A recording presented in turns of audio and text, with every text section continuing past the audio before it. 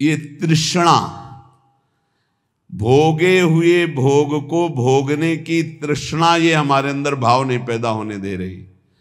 जहां हम कमर कसते हैं कि आज से हम ठीक से चलेंगे, कोई गलती नहीं करेंगे, फौरन माया अनुकूलता प्रदान करती है। फौरन लो, आज से कोई भोग का विरोध नहीं होगा, हर भोग भोग लीजिए। और जहां भोगा तब फिर शिकंजा कसा उसके, फिर वो त्राहिमाम पुकार प्रभु, तब फिर कृपा होती है, फिर वो एकदम चैन शांति मिलती है। तब फिर वो कहती है ये लो फिर ही भोगो, कोई दिक्कत नहीं। तब फिर वो बस यही तृष्णा। जीरियंते जीरियता केसा दंता जीरियंते जीरियतः जीविता सा धना साच जीरियतोपि न जीरियति। शरीर जीर्ण हो जाता है भोगते भोगते, पर भोग की आशा जीर्ण नहीं होती। यह है पापिनी तृष्णा।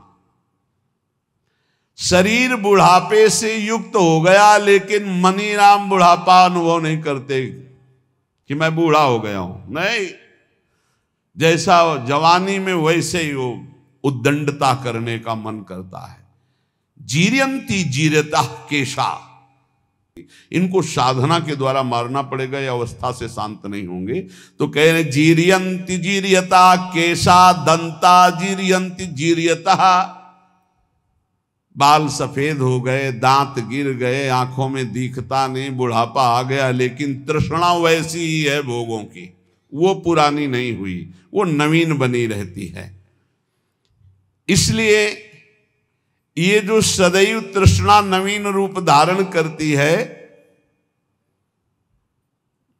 ये जैसे वस्त्र में सूत ओतप्रोत है, ऐसे ही अंतःकरण में तृष्णा ओतप्रोत है। समझ में ही नहीं आता, खाते खाते दांत खत्म हो गए, नकली दांत लग गए, देखते देखते आंखों में ऑपरेशन होकर नई शीशे चढ़ गए, और शीशा लग गया, चश्मा लग गया, कान में मशीन लग गई, सब, पर वो वासना नहीं गई। वही तृष्णा भोगों की, वही मकर ध्वज भस्म खा के, सोने चांदी की भस्म खा के अभी और कुछ संसार का स्वाद लेना है।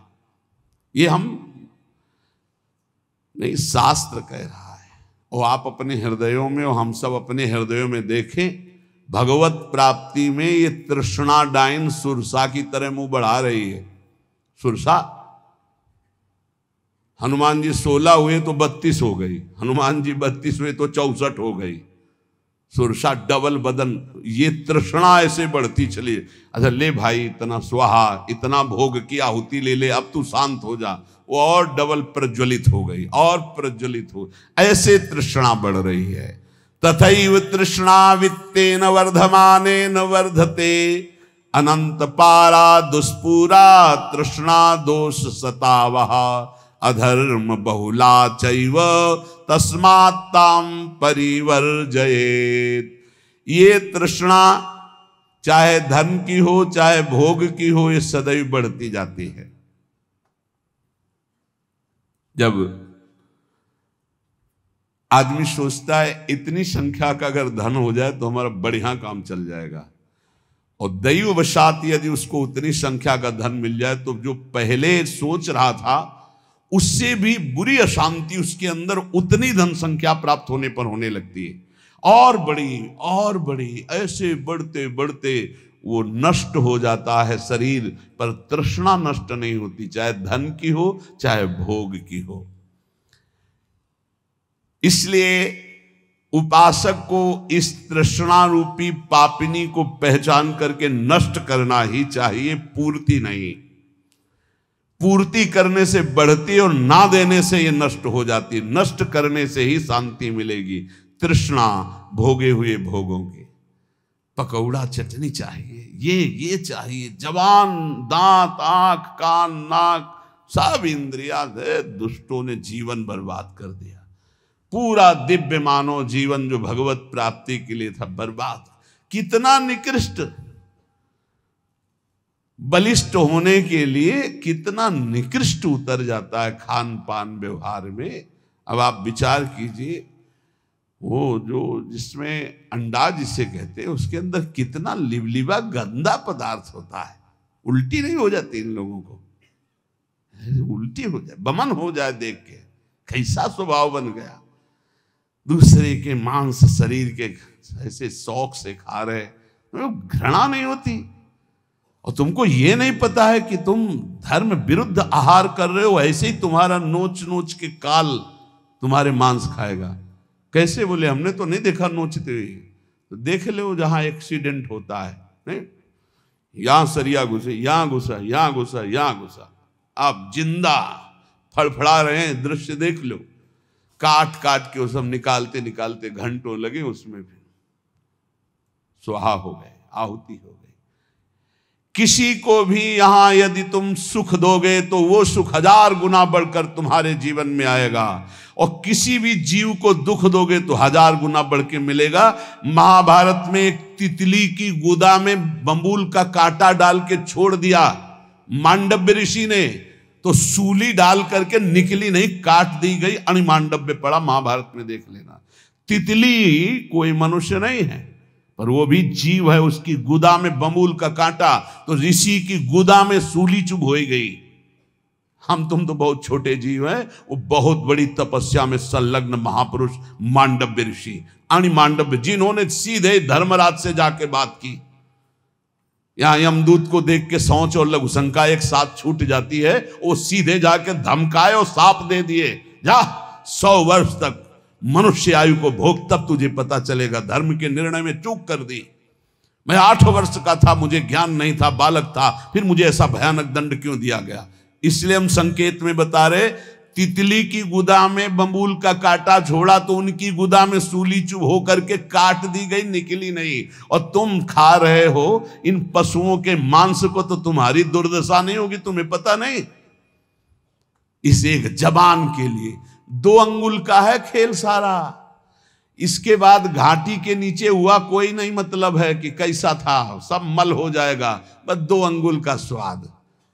अरे बहुत स्वाद ले लिया, थोड़ा राधा नाम का स्वाद लो। मारो इस तृष्णा को, भोजन की तृष्णा को, भोग की तृष्णा को, देखने सुनने बोलने की जो प्रपंच जनित तृष्णा है, इसका नाश करो। जो उपासक भगवत मार्ग में आगे बढ़ना चाहता है, वो किसी को मित्र ना बनाए, और मित्र बनाए तो बहुत काल के बाद बनावे। सहसा किसी को दोस्त नहीं बनाना चाहिए। कह रहे हैं, चिरेण मित्रम बदनीयात, चिरेण च कृतम त्यजेत, चिरेण ही कृतम मित्रम चिरम धारणमर्हति। रागे दर्पे च माने च, द्रोहे पापे च कर्मणि, अप्रिये चैव कर्तव्ये चिरकारी प्रशस्यते। बंधूनाम श्रद्धाम चैव भृत्यानाम स्त्री जनस्य च, अव्यक्तेष्वपराधेषु चिरकारी प्रशस्यते। चिरकाल तक परीक्षा लेकर ही दोस्त बनाना चाहिए, सहसा किसी को मित्र नहीं बनाना चाहिए। यह हमारे ब्रह्म ऋषियों का आदेश है। क्या परीक्षा ले हम जिससे मित्र बनाना हो? बोले पहले देखे कि हमसे कोई इसका राग तो नहीं है जो हमसे दोस्ती कर रहा है। हमारे रुपये से राग, हमारे शरीर से राग, हमारे रूप से राग, हमारे पद से राग, कुछ ऐसा तो नहीं है जिसे ये देखकर हमसे दोस्ती करना चाहता है। रूप देखकर, शरीर देखकर, पैसा देखकर, अपने सुख की चाह करके हमसे दोस्ती, बिल्कुल। बोले राग त्यागी ही दोस्त होता है। अगर वो कुछ हमसे लेना चाहता है, भोगना चाहता है, पाना चाहता है, वो दोस्त नहीं होता। दोस्त होता है जो नाना प्रकार की दोस्त के द्वारा दी हुई पीड़ाओं और कष्ट को सह करके दोस्त का साथ कभी न छोड़े। कह रहे चिरम धारण मरहती, चिरकाल तक अपने दोस्त को सुख दे और वो दोस्त उसे दुख दे पर उसे सहता चला जाए, उसे दोस्त कहते हैं। ऐसा कौन दोस्त होगा? बोले राग दर्पे च माने च, द्रोहे पापे च कर्मणि, जो राग त्यागी होगा। ये आजकल जो दोस्त बनाए जा रहे हैं, देख लो, नाप लेना कैसे दोस्त हैं, इसका परिणाम देख लेना। आजकल दोस्त बनते हैं, चाहे बालक हो चाहे बालिका हो, शरीर को देखकर, रुपया देखकर, चाहे बच्चा हो चाहे बच्ची, शरीर राग देख करके, रुपया देख करके, सुख का भाव रख करके जो दोस्ती, घबरा जाना ऐसे दोस्तों से, दूरी बनाना ऐसे दोस्तों से, शोषण करने वाले हैं वो दोस्त नहीं होते। चिरम मित्रम बदनीयात चिरेण च कृतम त्यजेत, चिरेण ही कृतम मित्रम चिरण धारण मरहति। महर्षि जन कह रहे पहले चिरकाल तक उसकी परीक्षा लो कि ये किसी स्वार्थ वस्तु मेरे से दोस्ती नहीं कर रहा, और 100 में 100 स्वार्थ वाले ही मिलेंगे। 100 कोई परमार्थी को होगा जो मित्र ऐसा मिले नहीं, कोई ना कोई स्वार्थ है जिससे वो दोस्त बनाए। चिरकाल तक इंतजार करो, ये किसी स्वार्थ के बसी मित्र वही जो अपने मित्र के लिए प्राणों का त्याग कर दे। कुपथ निवार सुपंथ चलावा। पहला पहचान, तुम्हारे किसी भोग सामग्री, विद्वता, राग, पद, प्रतिष्ठा, इसको देखकर तो नहीं दोस्त बना रहा, हट जाओ, वो दोस्त नहीं, वो स्वार्थी। दूसरा, दर्प, अहंकार। अहंकारी को कभी मित्र नहीं बनाना चाहिए। अगर अहंकारी को मित्र बनाओगे तो उसके अहम में ठेस पड़ेगी तो तुम्हारा नाश कर देगा वो। तीसरा, द्रोह, जो सबसे लड़ाई झगड़ा और द्रोह करने वाले, ऐसे को कभी मित्र नहीं बनाना चाहिए। चौथा, जो पाप कर्म प्रिय है, ऐसे कभी को दोस्त नहीं बनाना चाहिए। पांचवा, जो शास्त्र विरुद्ध खान पान करता है, अप्रिय कर्तव्य, अप्रिय कर्तव्य, शास्त्र विरुद्ध खान पान, कभी ऐसे को दोस्त नहीं बनाना चाहिए। चिरकाल तक कर्तव्य की परीक्षा लेकर के ही दोस्त बनाना चाहिए। ये कर्तव्य परायण है, ये हमारे प्रति दोस्ती निष्काम भाव से रख रहा है, ये हमारे किसी स्वार्थ से नहीं। ऐसे मित्र होते हैं, बिरले ही होते, ऐसे देखे भी है। ऐसे भी मित्र होते हैं कि वो प्राणों की बाजी लगा देंगे लेकिन स्वार्थ की कहीं गंध नहीं और आपका अमंगल और अहित नहीं होने देंगे। ऐसे मित्र दो ही होते हैं, या भगवान और या भगवान का भक्त, दूसरा नहीं होता। स्वार्थ रहित जग जुग उपकारी, तुम तुम्हार सेवक असुरारी। भगवान और भगवान का भक्त, थोड़ी भी भक्ति है तो ऐसा मित्र बना लो, हानि नहीं होने वाली। भगवान से विमुख है तो कोई भी हो, कोई भी हो, स्वार्थ कुछ न कुछ देख करके ही दोस्ती करता है। सुर नर मुनि सबकी यह रीति, स्वार्थ लागी करें सब प्रीति। जहां कहीं स्वार्थ होगा, चाहे कोई भी हो, वो तभी जुड़ेगा। अगर स्वार्थ रहित प्यार है तो भगवान और भगवान के निर्मल प्रेमी महाभागवतों में। तो यहां सावधान करते हैं, अब ऐसा यदि मित्र बन गया है तो किसी छोटी मोटी बात में उसका त्याग मत कर देना। चिरकाल तक परीक्षण करो, चिरकाल तक उसकी मित्रता को धारण करो।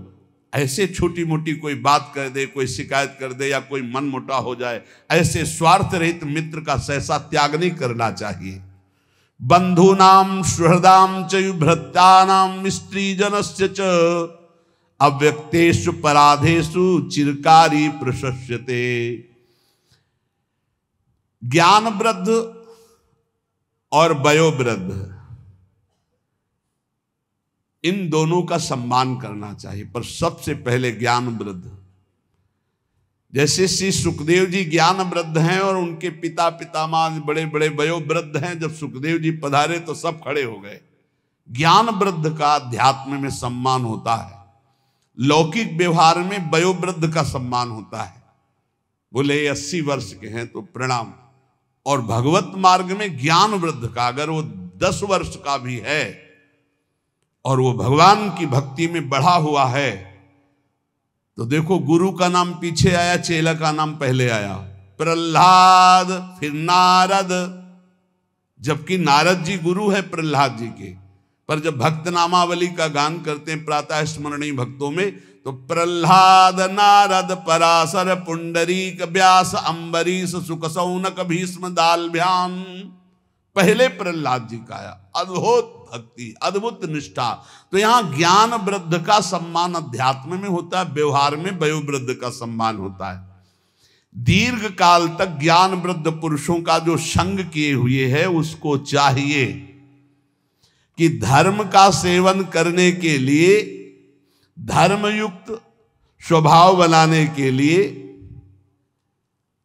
अपने आप को बंधूनाम सुहृदाम चयुभृत्तानाम स्त्री जनस्य च, अपने बंधु भाई परिवार, सुहृद भृत्य स्त्री वर्ग, अगर इनसे कोई अपराध बन जाए तो इनसे कभी द्रोह ना करे। इसके लिए ज्ञान वृद्ध संतों से शिक्षा प्राप्त करके अपने परिवार को प्रीति के द्वारा बांधे। आज का समय ऐसा आ गया, छोटी सी छोटी वस्तु के लिए भाई भाई की हत्या कर देता है। छोटी सी बात के लिए पत्नी पति में मन मुटाव और तलाक और दुनिया का प्रपंच का क्या सीखा, क्या मानव जीवन की दिव्यता प्राप्त की। ज्ञान वृद्ध पुरुषों की सेवा करके बंधूनाम सुहृदाम च भृत्यानाम स्त्री जनस्य च, अपने भाई से, अपने सुहृद जनों से, अपनी पत्नी से, अपने पारिवारिक जनों से ऐसी प्रीति करो वो तुम्हें कटु व्यवहार करे। ये बात देखो जो शास्त्र कह रहा है वो उसमें में पाई गई, जो धर्मात्मा पुरुष उसमें लक्षण पाए जाते।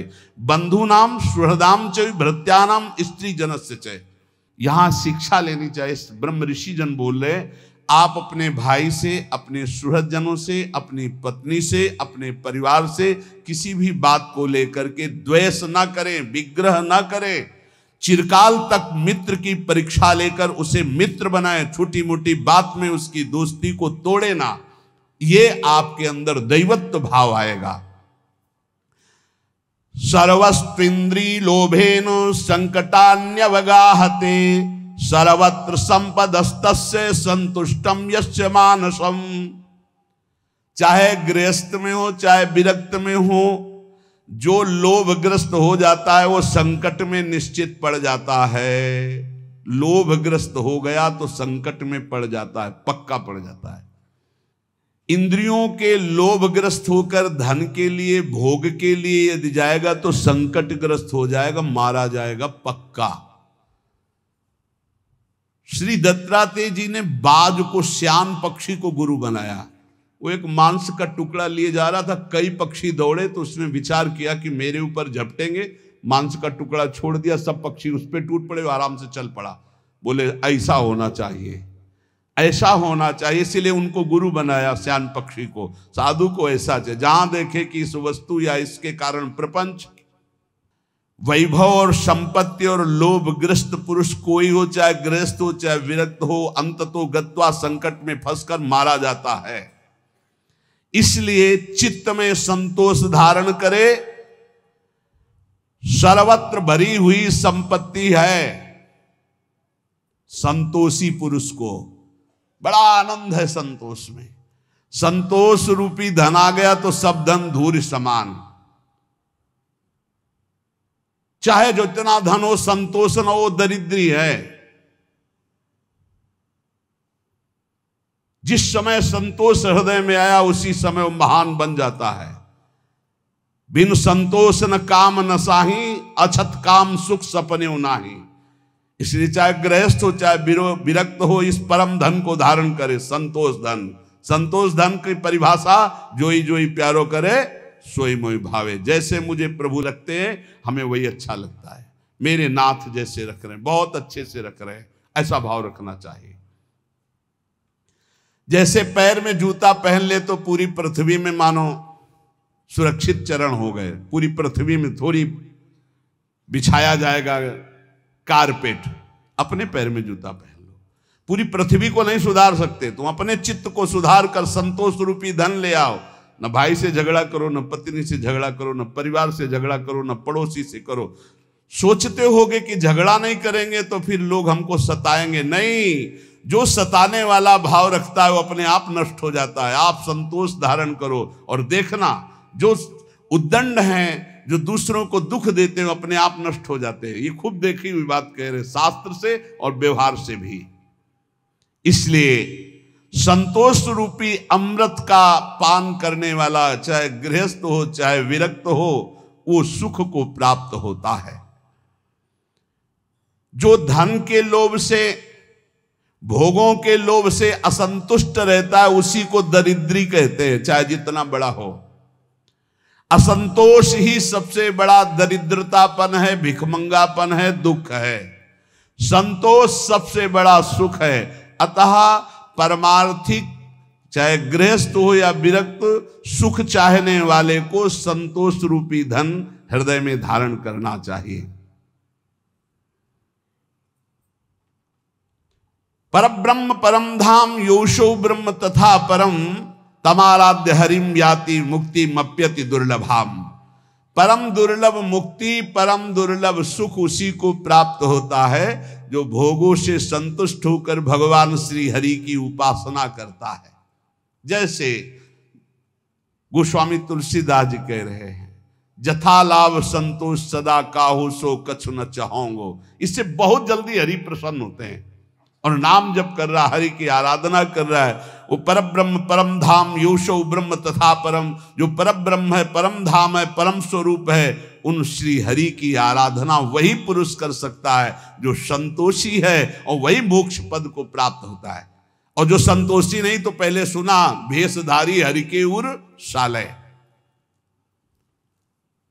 अब यहां महर्षि पुलस्त्य जी कह रहे, धाम, पुरी और तीर्थ, प्रायः गृहस्थ या विरक्त सब कोई इनका सेवन करता है। सेवन सब कोई करता है, लेकिन फल कौन प्राप्त कर पाता है?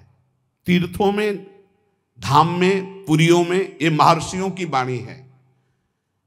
तीर्थ सेवन करने वाले को फल कौन प्राप्त कर पाता है, और कौन अपने फलों को गंवा देता है, जो और पहले से है पुण्य फल, उनको नष्ट कर देता है तीर्थों में जाके। तो बोले, यस्य हस्तौ च पादौ च मनश्चैव सुसंयतम विद्या तपश्च कीर्तिश्च तीर्थ फलमश्नुते पतिगहादुपावृत्तः संतुष्टो येन केनचित् अहंकार निवृत्तश्च सा तीर्थ फलमश्नुते अक्रोधनश्च राजेन्द्र सत्यशीलो दृढ़व्रतः आत्मोपमश्च भूतेषु सतीर्थ फलमश्नुते।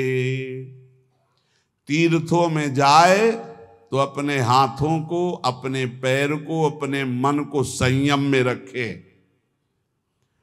जो विद्वान, तपस्वी, गृहस्थ, विरक्त कोई भी हो, पहली बात तीर्थों में जाए तो अपने शरीर को संयम में रखे। पहला, कभी किसी तीर्थों में मैथुन धर्म का प्रयोग न करे। तुम्हारे गृहस्थ हो, घर है, परिवार है, तीर्थ गए हो, बहुत होश में जाओ। जैसे हरिद्वार, काशी, द्वारिका, पुरी, ये ब्रज धाम, कहीं भी भगवान की कृपा से यदि जाना मिले तो पहला नियम ले लो कि हमको इन तीर्थों में ब्रह्मचर्य से रहना है। 1 दिन, 2 दिन, 3 दिन, 4 दिन, जितने दिन तुम्हें रहना हो, ब्रह्मचर्य का पहला। दूसरा, कोई ऐसा कार्य तुम्हारे हाथ से न बन जाए। हाथ पैर अहंकार संभाल के तीर्थ में।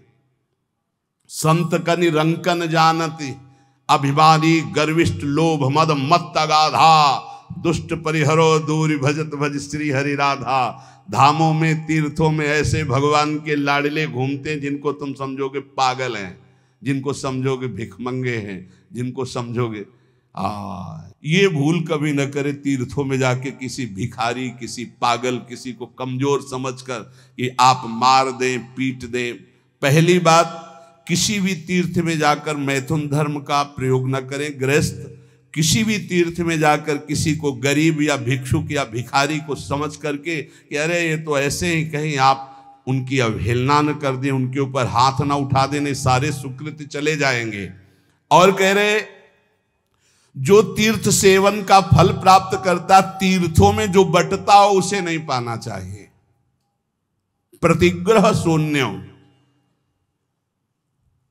अगर जैसे हलवा पूड़ी परिक्रमा में बट रहा है या कहीं बट रहा है, बोले ये प्रभु का प्रसाद है आप ले लीजिए, प्रणाम करो, चल। आपको ये नहीं कि दबा के हलवा पाए, परिक्रमा किए हो, आप आए हो गृहस्थी में, बिल्कुल आपको किनका नहीं लेना। किनका लेना है? राधा रमण जी के मंदिर में, राधा वल्लभ जी के मंदिर में, बिहारी जी के मंदिर में, वहां बट रहा है तो आप किनका ले लीजिए। रोड में बट रहा है, संसार में बट रहा है, ये सुकृत और पुण्य के लिए ये प्रतिग्रह है, गृहस्थी को नहीं लेना चाहिए। विरक्त को भिक्षान्न की अगर उसका बहुत मौज आई है तो एक ही से ले लो, फिर वो उस दिन दूसरे से कुछ मत लो, वही पाकर अपना गुजारा करो। मान लो हलवा बट रहा है तो एक दोना ले लिया और एक दोना से गुजारा करो तो तुम्हारा भजन बच जाएगा। विरक्त को, गृहस्थ को तो बिल्कुल नहीं लेना चाहिए। ये शास्त्र सम्मत बात पहले भी बताई थी, अब भी कह रहे कि प्रतिग्रह दुपाव्रत संतुष्टो येन केनचित, जो तुम्हारा धर्म पूर्वक चना चबेना है उससे गुजारा करो, तीर्थयाटन करो, परिक्रमा करो, भजन करो, उपवास करो, जैसे बने अपने धन का प्रयोग करो। दूसरों का कहीं दान प्रतिग्रह आश्रमों में खाना ये नहीं। अगर आश्रम में प्रसाद पाया, आपको लगता है मैं अगर ये प्रसाद पाता तो 100 रुपया लगते, तो वहां 110 रुपया वापस दो, क्योंकि बनाया भी है उन्होंने और पवाया भी है, तो इसलिए उनको 10 रुपया और ज्यादा दो। गृहस्थी में कभी किसी का प्रतिज्ञा तीर्थों में ना ले तो उसको तीर्थ का फल प्राप्त होता है। और कहीं किसी तीर्थ में जाकर किसी तरह के अहंकार का प्रयोग न करे, अहंकार प्रदर्शन न करे, बल का, धन का, ऐसे अहंकृत न करे। अगर तीर्थों का फल प्राप्त करना है तो अक्रोधनश्च राजेंद्र सत्यशीलो दृढ़व्रतः आत्मोपमश्च भूतेषु सातीर्थ फल मस्नुते। तीर्थ में जाए तुम्हें गुस्सा दिलाया जाए तो तुम क्रोध मत करना। तो कह रहे हैं कि अक्रोधनश्च राजेंद्र सत्यशीलो दृढ़व्रतः आत्मोपमश्च भूतेषु सातीर्थ फल मस्नुते। तीर्थों में कभी किसी के ऊपर क्रोध न करे और तीर्थों में जय दिन रहे सत्य बोले, और तीर्थों में जय दिन रहे व्रत पूर्वक रहे, कुछ नियमावली लेकर के।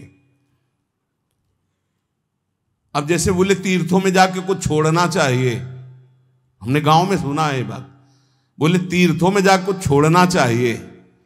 बोले हम तो फूल गोभी छोड़े आए, जिंदगी में फूल गोभी नहीं खाएंगे, ये कोई छोड़ना हुआ यार। बोले हम बैंगन छोड़े आए, हम लाल मिर्च छोड़े आए, ये कोई छोड़ना हुआ। काम क्रोध लोभ मोह मद मत्सर, सत्य बोलो, झूठ छोड़ो, निष्काम बनो, ये बातें तो हैं छोड़ने की। बैंगन छोड़ आए, भरता छोड़ आए, और ऐसे तीर्थ हमने सुना, भाई सुना पक्का। बोले हम बद्री नारायण गए थे, बोले वहां का आ जाता है सब छोड़, कुछ न कुछ तो छोड़ना ही चाहिए। तो बोले जिंदगी भर के लिए फूल गोभी छोड़ आए, नहीं पाएंगे हम। ये कोई छोड़ रहा, वो फूल गोभी छोड़े से परम पद मिल जाएगा। अरे छोड़ना है तो बेईमानी छोड़ो, कपट छोड़ो, कि आज से मैं झूठ नहीं बोलूंगा, किसी के साथ बेईमानी नहीं करूंगा, पापाचरण नहीं करूंगा।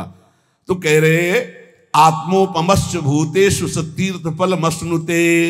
समस्त तीर्थ प्राणियों में, चाहे पशु चाहे पक्षी, आत्मवत भाव रखो।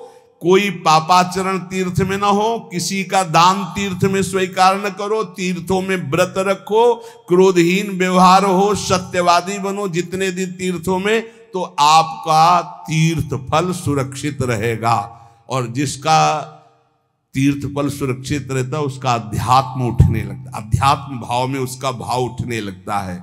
इसलिए उपासक को चाहिए कि अगर भगवत तीर्थों में वास मिल रहा है, भगवत तीर्थों में है, तो बहुत सावधान होकर रहे, क्योंकि तीर्थों का पाप भी कई गुना बढ़ के होता है, पुण्य भी कई गुना बढ़ के होता है। तो आज के सत्संग का सार, भगवत मार्ग में चलकर नाटक ना करे, भगवत मार्ग में चलकर केवल भगवान के रिझाने के लिए सब कुछ करे, जो नाचना गाना कथा कीर्तन भगवत भाव, ये प्रभु को रिझाने के लिए। अगर हम तीर्थों में जाएं तो ठीक से आचरण करें, जैसा वर्णन किया गया। जीवन में सिद्धांत समझ ले, भोगों से कभी शांति नहीं मिलती। तृष्णा, सब कुछ पुराना हो जाता है लेकिन वो नई बनी रहती है। इसलिए हम नाम जप के द्वारा, सत्संग के द्वारा अपने अंतःकरण को निर्मल करके इसी जन्म में भगवत प्राप्ति करें।